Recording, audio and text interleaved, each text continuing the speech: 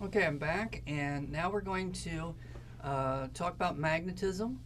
So, magnetism is always caused by moving electrical charges.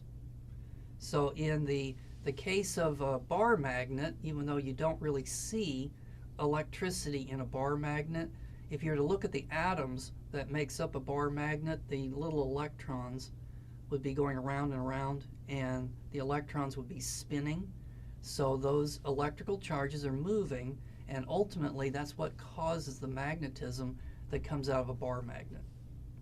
You should be able to draw the magnetic field of a bar magnet, okay? Because the Earth has the magnetic field of a bar magnet.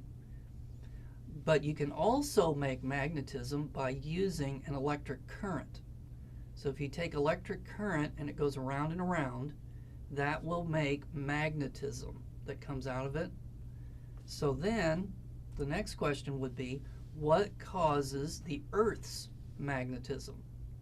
And it's not because there's a magnet inside the Earth, because it's too hot. And a bar magnet loses its magnetism if it gets too hot. So instead, there are electrical materials, the iron and the nickel, is going around and around because the Earth is rotating. And so that's going to be the origin of the Earth's magnetic field.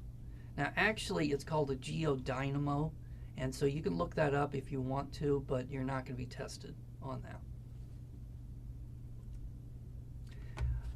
The last topic for this review of this lesson is going to be on surface features.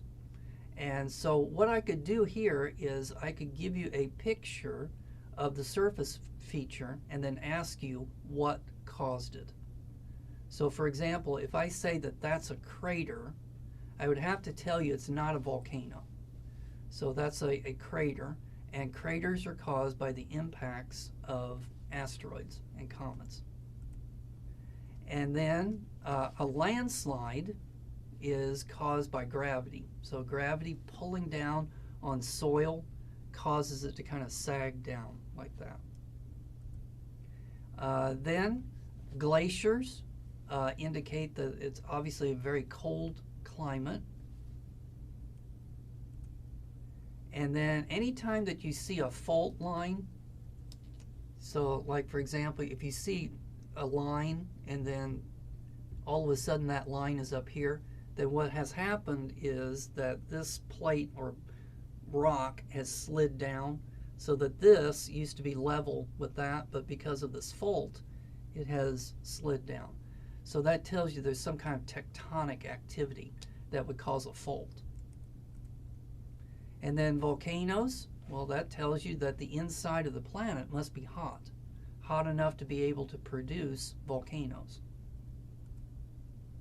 And then mountains, so that indicates something had to have pushed those mountains up. So that's an indicator that there must be plate tectonics going